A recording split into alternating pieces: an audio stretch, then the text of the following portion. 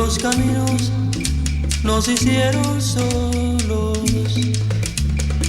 Cuando el hombre dejó de arrastrarse,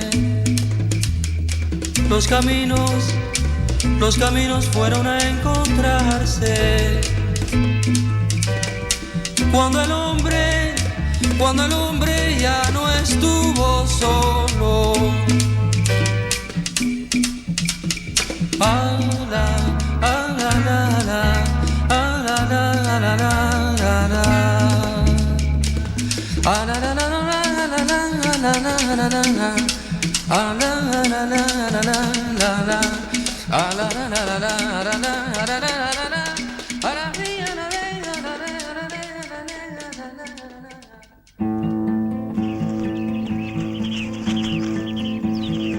Hay caminos que conducen a una sola dirección. Ese camino lo escojo como única solución. Rompiendo montes, ciudades, cambiando el curso a los ríos, bajando hasta mi montaña, subiendo el mar a los míos.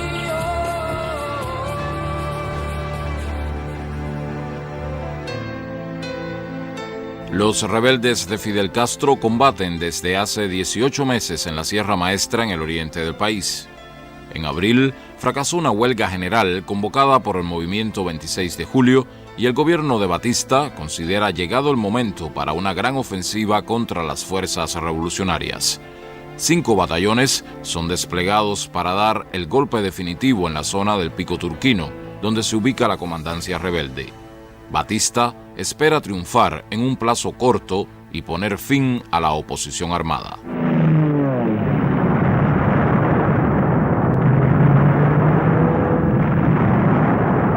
Cuando ellos lanzaron la última ofensiva en la Sierra Maestra, reunieron alrededor de 10.000 hombres. Y nosotros teníamos 300, pero ya nuestros 300 combatientes eran gente muy veterana. Teníamos relativamente poco parque, pero en esa ocasión defendimos las posiciones, excepto en el segundo frente donde ya estaba Raúl.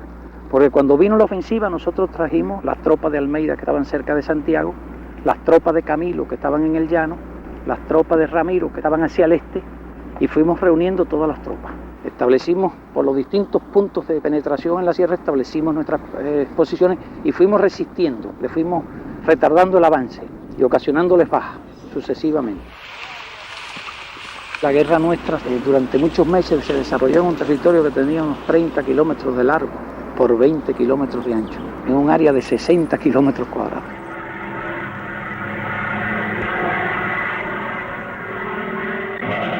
Veo la candela que empezaban a salir de la casa, el ejército quemando todas las casas que estaban a la orilla del camino, pero varias, y la aviación para acá.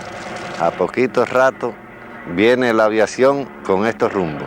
Entran por esa parte de ahí y empiezan a ametrallar a la casa y yo voceando a la familia que se ocultara. Entonces tiran una bomba en la esquina de la casa y a poquito rato un compañero pues me trajo el pedazo de la bomba que decía USA.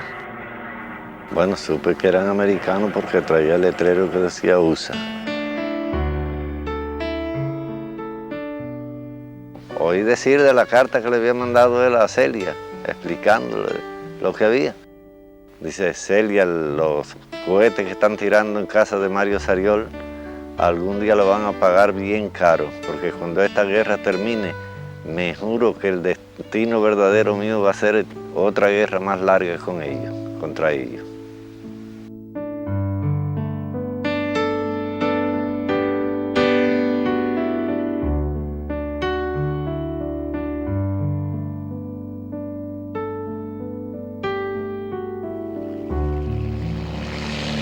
Los servicios de inteligencia del movimiento 26 de julio dan a conocer un documento que prueba que los aviones de la dictadura cargan bombas y municiones en la base naval de Estados Unidos en Caimanera, Guantánamo.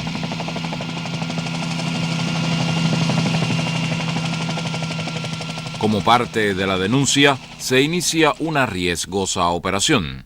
El comandante Raúl Castro captura y lleva a territorio rebelde a 49 norteamericanos, marines y civiles para que sean testigos de los daños causados a la población civil por los bombardeos de la tiranía apoyada por su gobierno. El cónsul de los Estados Unidos intercede por los ciudadanos de su país y es recibido en la zona por Raúl Castro, quien les pone la situación en todos sus detalles. Horas más tarde, cumplido el objetivo de la operación, todos los norteamericanos son liberados. Durante los días que duró la acción, los aviones no sobrevolaron el territorio.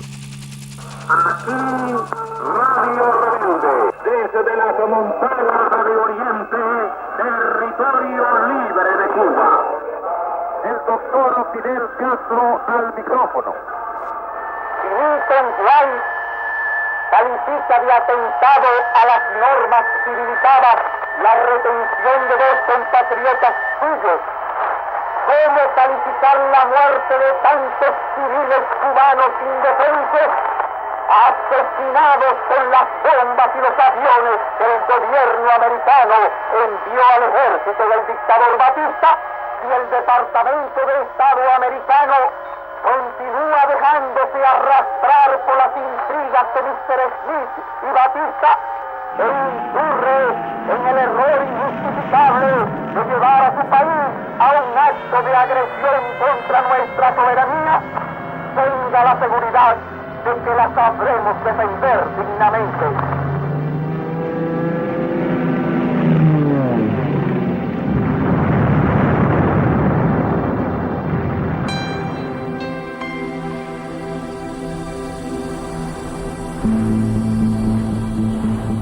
Vísperas de su muerte, el 18 de mayo de 1895, José Martí escribió a su amigo Manuel Mercado: ya estoy todos los días en peligro de dar mi vida por mi país y por mi deber, de impedir a tiempo con la independencia de Cuba que se extiendan por las Antillas, los Estados Unidos, y caigan con esa fuerza más sobre nuestras tierras de América. Cuanto hice hasta hoy y haré es para eso. Viví en el monstruo y le conozco las entrañas, y mi honda es la de David.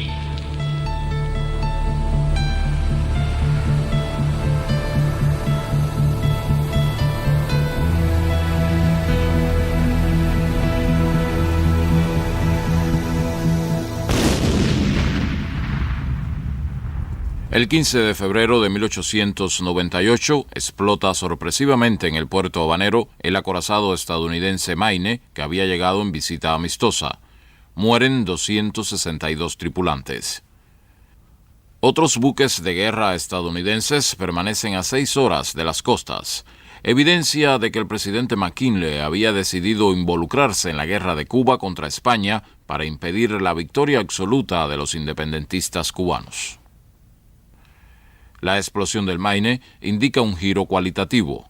La guerra anticolonial se amplía a un conflicto militar interimperialista que involucra escenarios en el Caribe y Filipinas. En Nueva York, el presidente McKinley despide a las tropas de Teddy Roosevelt que marchan a la guerra en Cuba.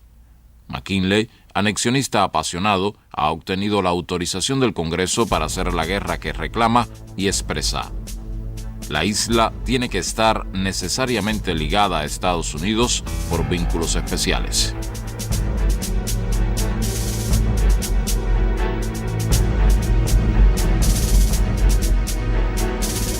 La muerte de Martí descabeza la revolución apenas nacida y le quita a su ideólogo principal, no a uno más, sino al ideólogo principal. Porque había una conciencia antiintervencionista en los principales libertadores. Había una conciencia de no admitir una intervención extranjera y que de que la victoria debía conseguirse o la batalla debía librarse por nosotros solos. Pero esa visión global de Cuba inserta en América y en el mundo solo la tenía Martí, y no por intuición, sino la tenía como un razonamiento profundo con el cual se anticipó a su tiempo. Se derrumba prácticamente el poder militar, pero la revolución tampoco puede echarlo fuera definitivamente. Cuando los americanos anuncian que van a intervenir como consecuencia del Maine, de la interpretación consciente que dieron al estallido del Maine, la gente vio mayoritariamente con simpatía aquel que proclamaba que vendría a Cuba para dar la paz al pueblo cubano y entregarle la independencia por la cual había luchado. Por otra parte, el gobierno cubano demora porque no tiene información, no se han dirigido a él, no hay nada dirigido al presidente de la República Cubana. Se demora en dar las instrucciones al general García. Y este demanda que le digan qué debe hacer. Y finalmente se le ordena que subordine las tropas cubanas a las norteamericanas. Esa es la verdad. Los americanos entran a la fuerza contra España, pero no contra Cuba. El general García fue llevado a bordo de un acorazado norteamericano y allí analizó el plan de desembarco de las tropas norteamericanas.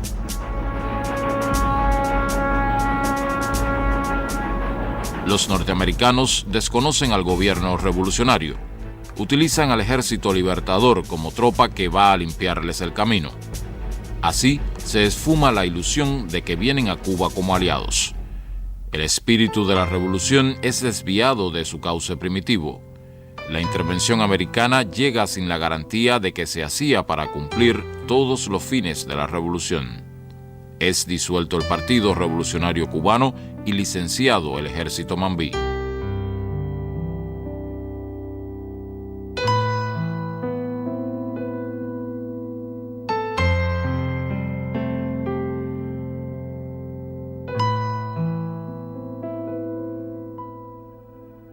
El armisticio entre España y Estados Unidos se firma en París.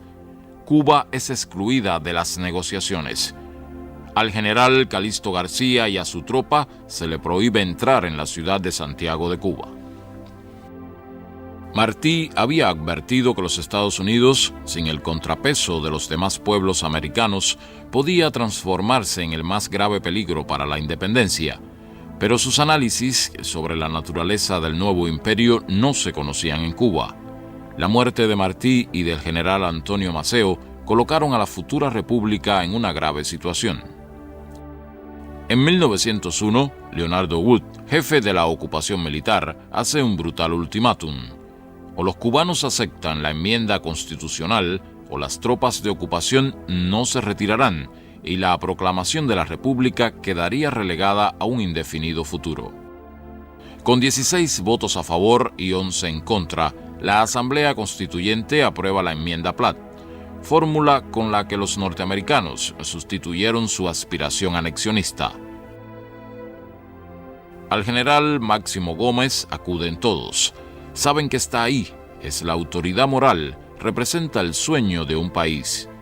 Él es la imagen de la resistencia en la nueva situación, seguir luchando para establecer la República.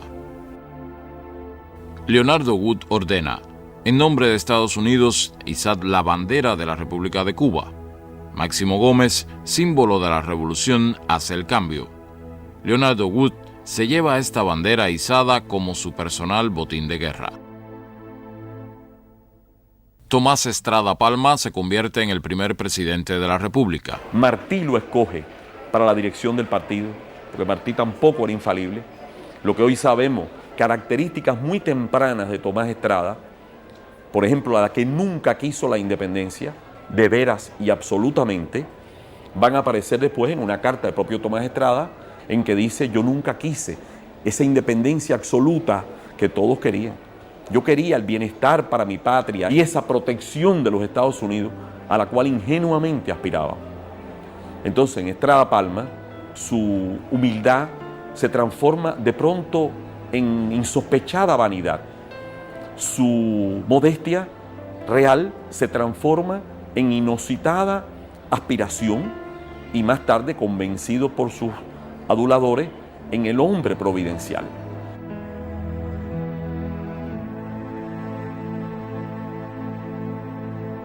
Esa fue la República, y es un hecho histórico, y había un solo camino, alzarse contra ella, lo cual era materialmente imposible para los libertadores, o convivir con la situación y tratar de buscar una vía para continuar. Por eso el criterio de algunos, tomemos ahora lo que nos dan esta república disminuida, con enmienda, con derecho a intervención, con república vigilada, con el procónsul aquí dando órdenes, con las propiedades distribuidas a manos norteamericanas? Las tropas norteamericanas regresan en 1906, llamadas por Estrada Palma. La reocupación militar y un gobierno provisional encabezado por un norteamericano se extienden hasta 1909. Es la última vez que se aplica de manera tan abierta y escandalosa este esquema intervencionista. Serán los enviados especiales del presidente de los Estados Unidos los encargados de supervisar a los gobiernos cubanos.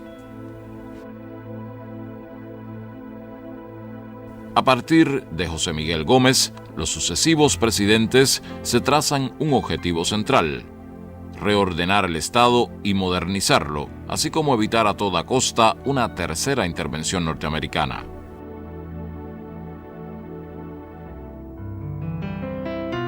La concertación política y el auge económico que provoca la Primera Guerra Mundial favorecen el espíritu nacionalista. La Habana es el símbolo de la modernización y como trasfondo de ese florecimiento, el azúcar. Es la danza de los millones.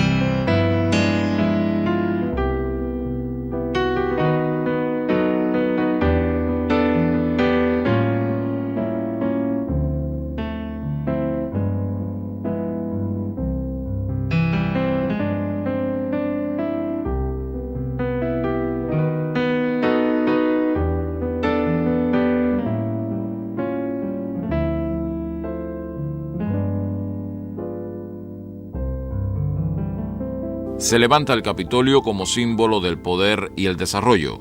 En sus puertas, Gerardo Machado, presidente desde 1925, hace grabar su efigie con la intención de que el edificio quede siempre ligado a su figura. Una cuidadosa campaña de publicidad asocia su nombre a las grandes empresas y transformaciones del momento. 5 meses antes de inaugurar el Capitolio, Machado ordena el asesinato en México del líder revolucionario y fundador del Partido Comunista de Cuba, Julio Antonio Mella.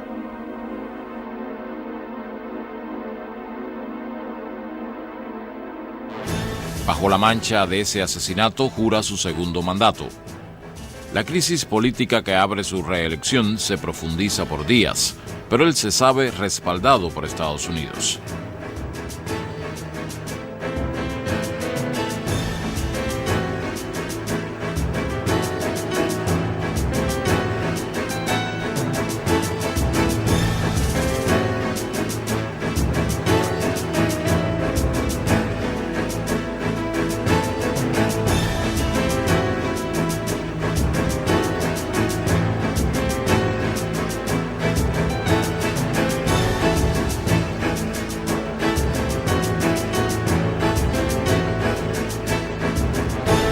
El presidente Calvin Coolidge lo visita. Para poder celebrar la 6ª Conferencia Panamericana necesita ocupar militarmente la Universidad de La Habana debido a la inconformidad estudiantil. Un senador machadista dice durante la conferencia: "La palabra intervención en mi país ha sido palabra de gloria, de honor, de triunfo, de libertad, ha sido la independencia".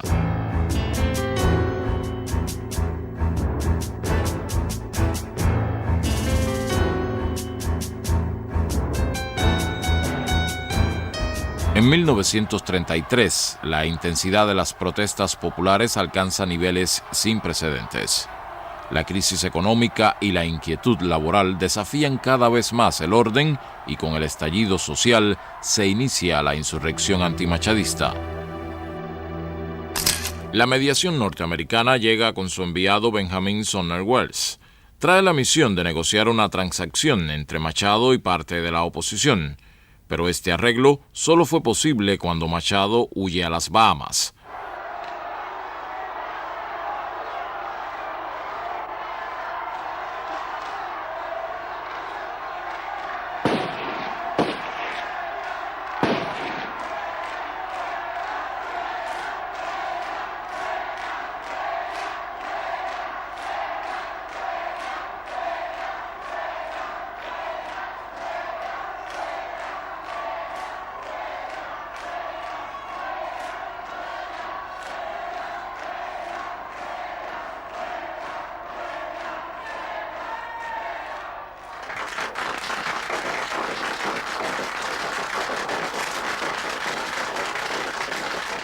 Welles coloca en la presidencia a su mejor carta, un ministro machadista, Carlos Manuel de Céspedes. Cuban people expect me to establish with the United States of America a favorable interchange of products that may be beneficial to both nations. Now that our political situation is absolutely guaranteed by my government and dedicated from now on and forever to the great cause of liberty. El presidente nombrado por los norteamericanos no logra mantenerse en el cargo. Se sublevan los sargentos y los soldados apoyados por los estudiantes.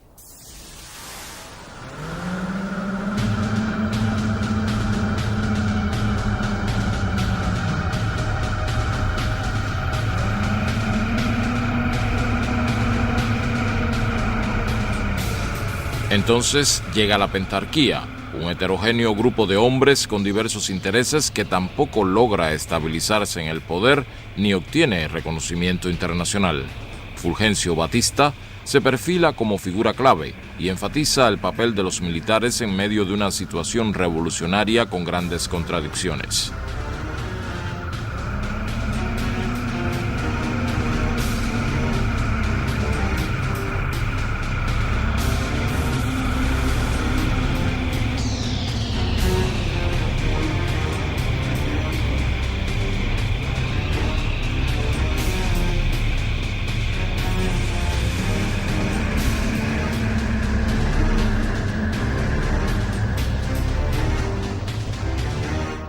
Ramón Grau es nombrado presidente.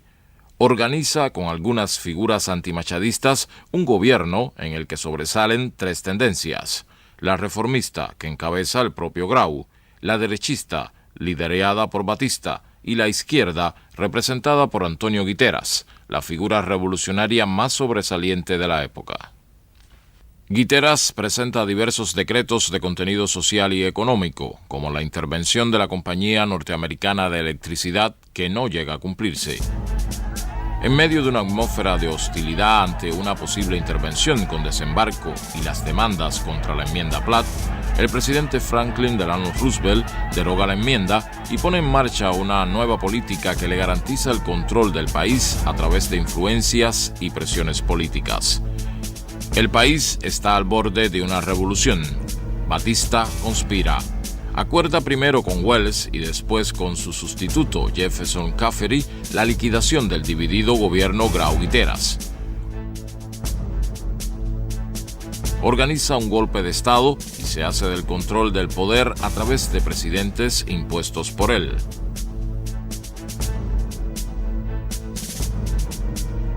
Con esta acción, Batista contribuyó a restaurar algunos aspectos del régimen neocolonial impuesto por los Estados Unidos y lo protegió de los peligros reformistas o revolucionarios que lo amenazaban. Las vanguardias de la lucha popular que habían alcanzado el poder en el 33 no tuvieron los medios o no supieron conducir al pueblo que decían representar y que era masacrado en las calles. Después de estos años, Cuba fue un país distinto. La revolución fracasada politizó a la sociedad cubana de una manera hasta entonces desconocida. La lucha revolucionaria y las movilizaciones de masas forman parte ahora de su paisaje político.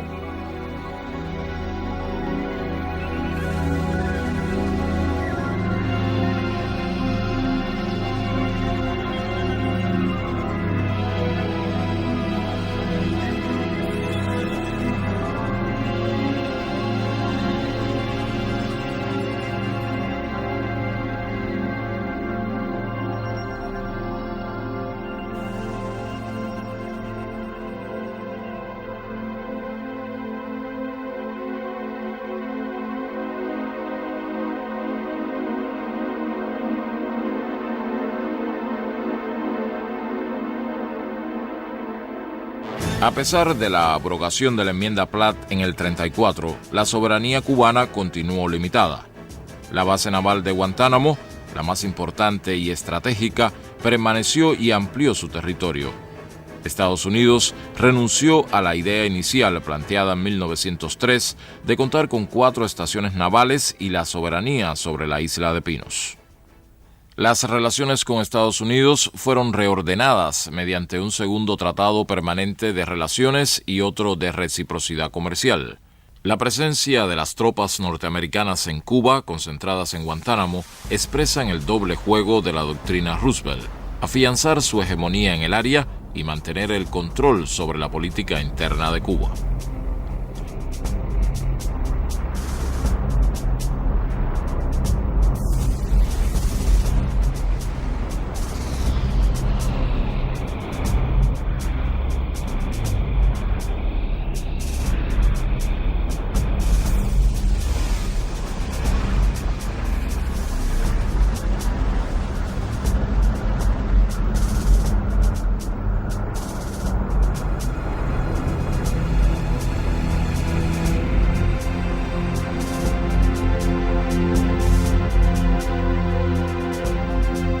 La herencia antimachadista y revolucionaria de los años 30 es usada para llegar a la presidencia por Fulgencio Batista, Ramón Grau y Carlos Prío, que cumplen a medias con los ideales por los que lucharon los cubanos.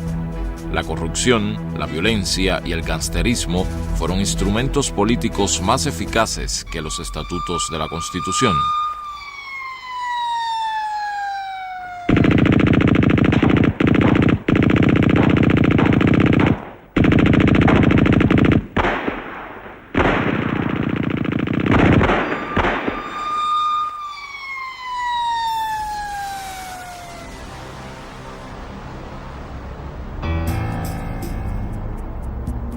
Comienza la Guerra Fría y el anticomunismo. Es la hora de los asaltos a sindicatos y periódicos. Aracelio Iglesias y Jesús Menéndez, emblemáticos líderes obreros comunistas, caen asesinados. Termina la Segunda Guerra y Estados Unidos emerge como potencia mundial. Cada fin de semana llegan los marines. Se comportan como ocupantes. El clímax de tal conducta se alcanza el 11 de marzo de 1949. El rechazo a esta política da lugar a un antiimperialismo emocional y explosivo en la sociedad cubana, el cual gana sectores políticos y llega a convertirse en una fuerza consciente.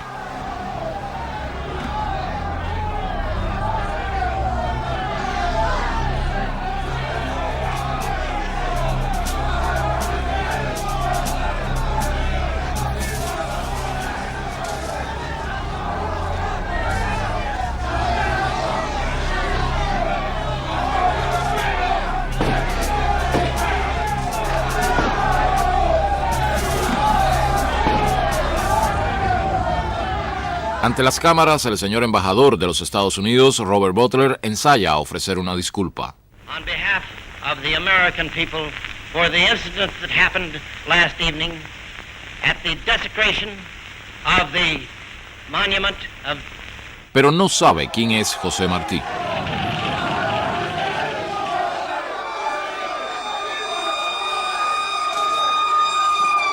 Un estudiante salvajemente golpeado en las protestas muestra las heridas. Fidel Castro, entonces dirigente de los estudiantes universitarios, es testigo y denuncia una y otra vez los hechos.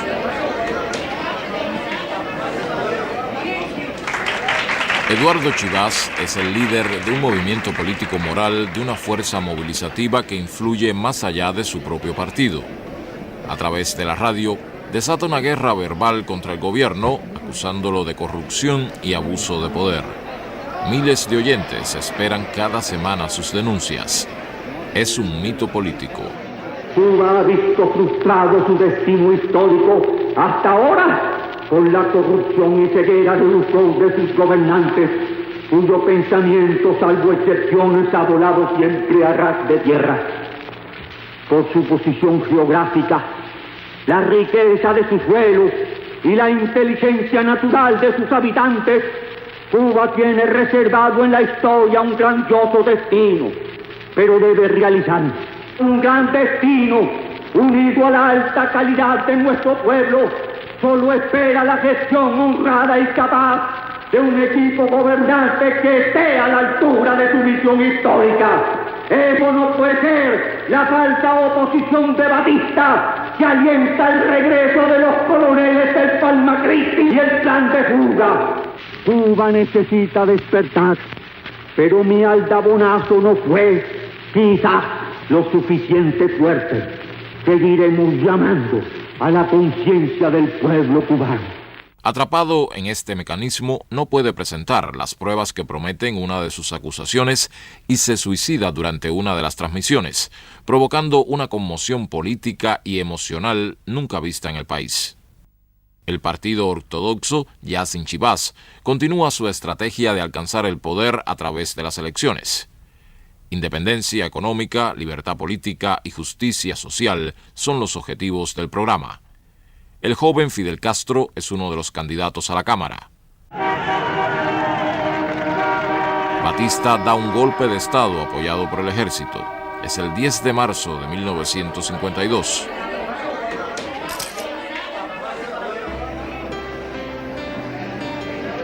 Se abre un nuevo ciclo revolucionario.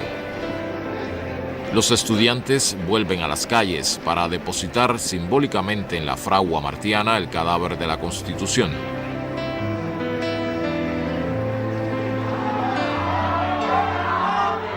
El 28 de enero de 1953, miles de jóvenes recuerdan el centenario del natalicio de José Martí gritando: «Revolución, revolución, revolución». Ahí van los futuros asaltantes del cuartel Moncada.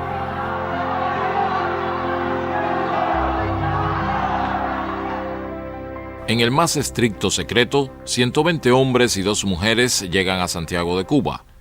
A las 5:15 de la mañana del 26 de julio de 1953, inician el sorpresivo asalto a la fortaleza militar más importante de la segunda ciudad de Cuba. Abel Santamaría, con 21 combatientes, y Raúl Castro, con 10, ocupan el Hospital Civil y el Palacio de Justicia, ubicados en las inmediaciones del cuartel. Fidel Castro, con el grueso de los hombres, inicia el ataque que minutos después se frustra al fallar el factor sorpresa.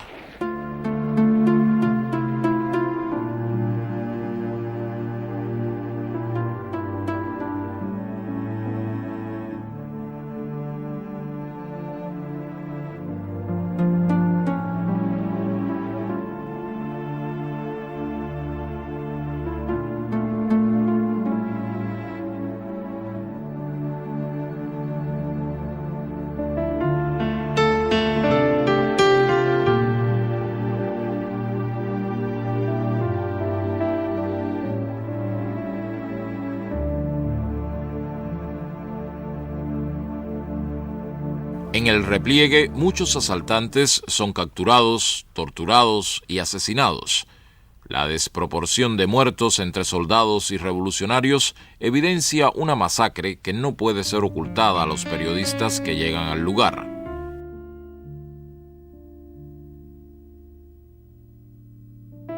Las 2 mujeres participantes son retratadas y gracias a esto salvan la vida.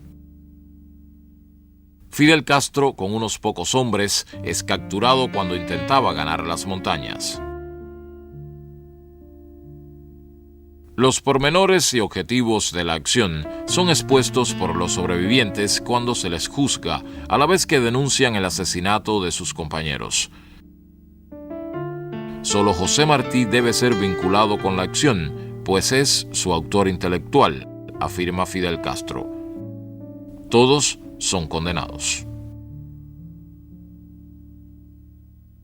Los asaltos a los cuarteles de Santiago de Cuba y Bayamo marcan el nacimiento de nuevos revolucionarios con Fidel Castro como líder. Ahora encabeza una organización que adopta la táctica de la lucha armada y un programa expuesto en La Historia me absolverá que aspira a unir en la acción a todo el pueblo.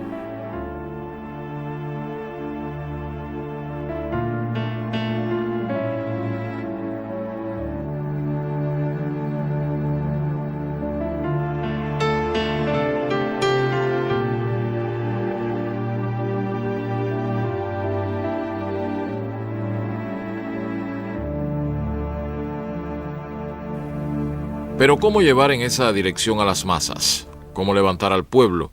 ¿Cómo llevarlo al combate revolucionario y salvar el país de la postración y el retraso espantoso? Estas son las preguntas que se hacen Fidel y la dirección del 26 de julio en el año 55.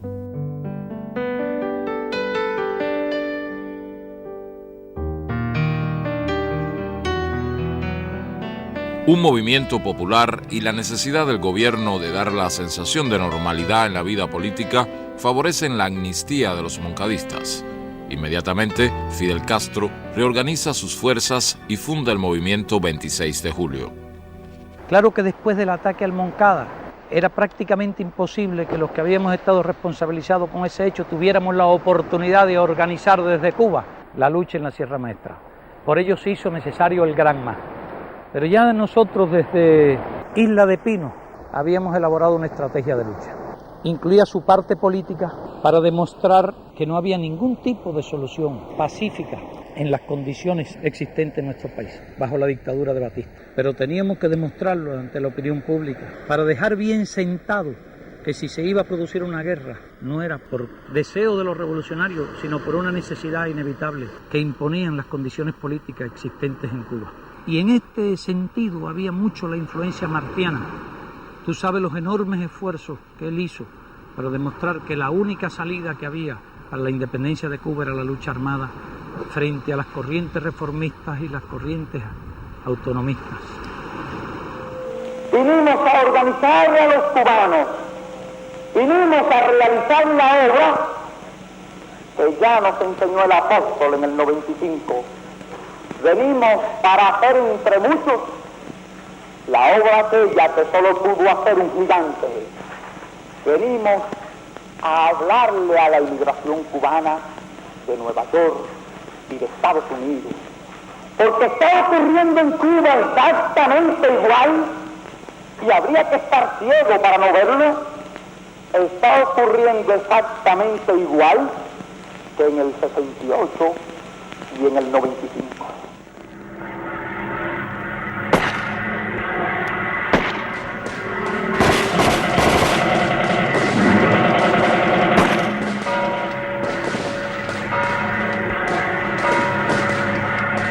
Encabezados por Fran País, combatientes del 26 de julio se lanzan a la toma de Santiago de Cuba. El alzamiento debe ser sincrónico con el desembarco de los revolucionarios, pero estos llegan 2 días después. El ejército ya está alerta y moviliza una fuerza importante a la zona del desembarco, donde se han dispersado los 82 hombres al mando de Fidel Castro. Y mi pelotón fue el último en bajar. Y de todos los expedicionarios, el Che y yo los últimos en abandonar el Granma, que por cierto, cuando nos bajamos por la proa, el Che y yo comentábamos que en definitiva cómo se llamaba este barco, y no le habíamos el nombre, y él dijo, seguramente en la popa lo tiene. Entonces yo fui caminando hasta la popa del barco para ver y vi, y así le comuniqué el que se llama Granma. Radio No reportando, atacado el Palacio Presidencial hace breves momentos un nutrido grupo de civiles no llegados. Un comando del Directorio Revolucionario logra penetrar en el Palacio Presidencial para ajusticiar al tirano, y otro asalta una emisora y da la noticia de los combates, pero Batista escapa. La acción fracasa al no recibir el apoyo de un segundo grupo. Sin embargo, estremece a la ciudad por el heroísmo y valor de los combatientes. El líder estudiantil universitario José Antonio Echeverría cae en la acción. Él y Fran País, asesinado en las calles de Santiago de Cuba, simbolizan una generación de jóvenes que asumió el desafío de luchar por hacer la revolución.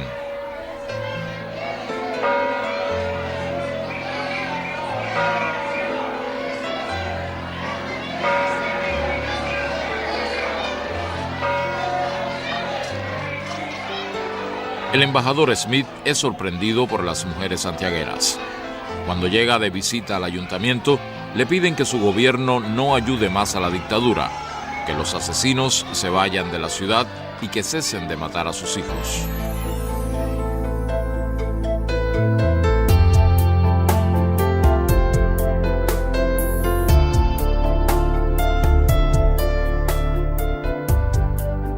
Estas fotos desmienten a la dictadura. Una elemental camarita llevada por Fran País cumple el objetivo. La entrevista realizada por Herbert Matthew en la Sierra Maestra es noticia de primera plana y por 3 días se dan detalles de la lucha de los rebeldes. Contrary to rumors from the capital, we both seem to be here in the Sierra Maestra, and not only in the Sierra Maestra, but on top of Pico Turquino, the highest point in Cuba. Fidel, I believe you're here. Yes. I am going to tell you what happened. Batista does not want to admit that he is incapable of defeating us. He hopes to obtain by liar that which he cannot get by force of arms. Sometimes he said that I am dead. Another time he says that there is no ball in Sierra Maestra. But he won't let anyone to come here to Sierra Maestra. And when the soldiers are killed in battle, he says that they were died in accidents. Have been a great deal of accidents here in Sierra Maestra last month. But never mind, because as Herbert Matthew, the reporter of the New York Times, said, truth will always be known with or without censorship, because there are always be brave reporters like you two that are willing to risk your life for seeking it out. I'd like to ask you, what did you seek to accomplish in coming here, and what do you feel that you are accomplishing by being here in these remote mountains? In first place, we have struck the spark of the revolution, Cuban Revolution. We have demonstrated that the tyranny is incapable to defeat us to fight for liberty. We have won several victories against a superior force, and our army grows stronger each day. As you have seen here during the march, there are thousands of men who would gladly join us, but at this time we cannot accept most of them because we lack arms. But we hope to get that arms from Batista's soldiers themselves. This is only the beginning. The last battle will be fought in the capital. You can be sure. A medida que íbamos ocupando armas, cuando se iban sucediendo los combates, íbamos aumentando el número de hombres. Eso nos dio un potencial en parque y en armas muy grande, y fue un viraje, y prácticamente con 800 hombres se inició la invasión de todo el país. El total de hombres sobre las armas de Batista eran aproximadamente de 70 a 80 mil.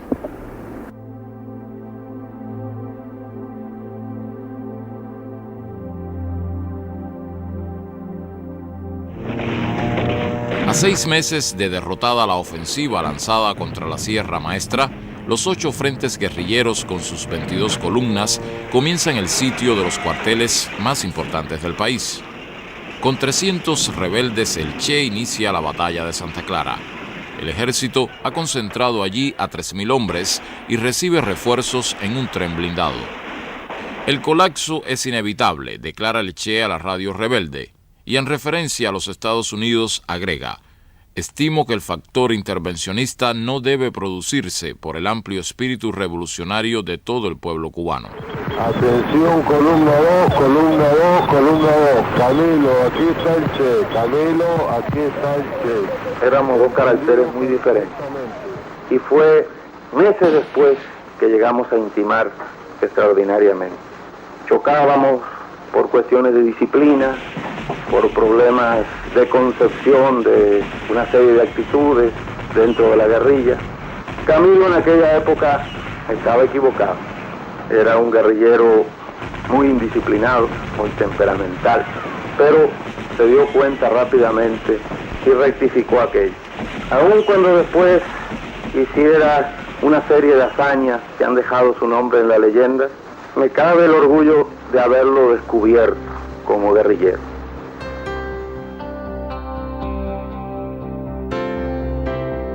¡Atención! ¡Última hora! ¡Gran victoria de la columna 8 de las villas! ¡Ocupadas más de 400 armas largas! El general Eulogio Cantillo solicita entrevistarse con Fidel Castro para poner fin a las hostilidades.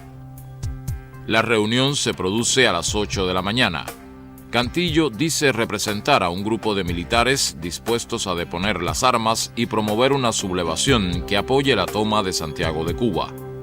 Fidel puntualiza que no aceptará ningún movimiento acordado previamente con Batista que permita su fuga. 48 horas después, Cantillo pone en marcha un golpe de Estado que facilita la huida de Batista. La maniobra, que se realiza con la complicidad del embajador Smith, intenta frustrar el triunfo revolucionario.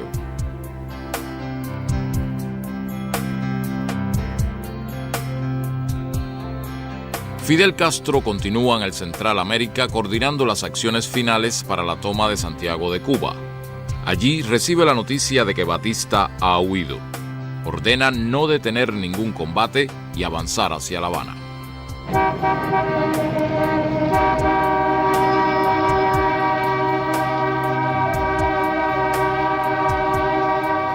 Desde Palma Soriano se llama a una huelga general a todo el pueblo para apoyar al ejército rebelde. Aquí Radio Rebelde a las puertas de Santiago de Cuba, el doctor Fidel Castro.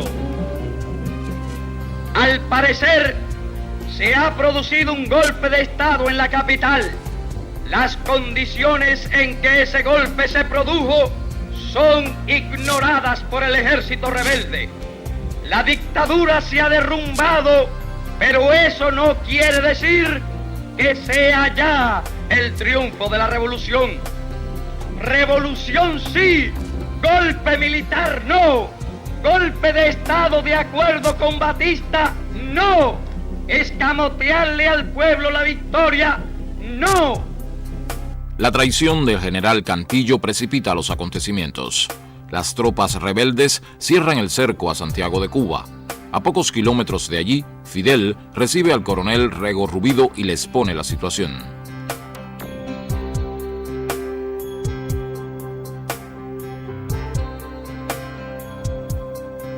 En el encuentro, el militar reitera su disposición de entregar el cuartel Moncada que está bajo su mando.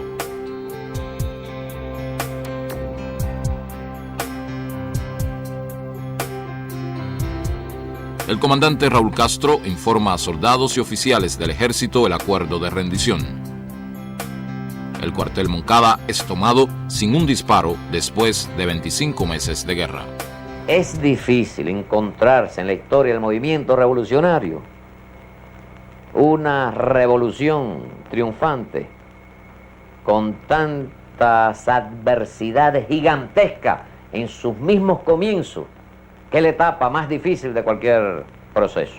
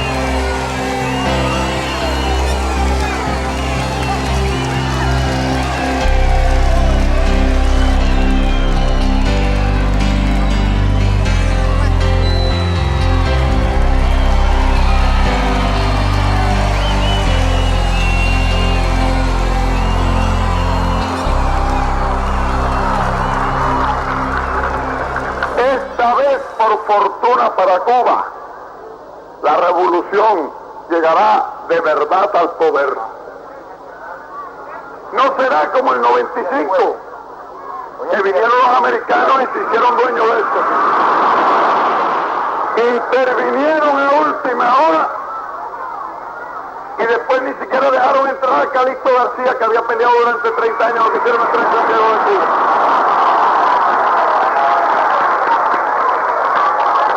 No será como en el 33, que cuando el pueblo empezó a creer que una revolución se estaba haciendo, vino el señor Batista, traicionó la revolución, se apoderó del poder e instauró una dictadura por 11 años. No será como en el 44, año en que las multitudes se enardecieron creyendo que al fin el pueblo había llegado al poder, y los que llegaron al poder fueron los ladrones.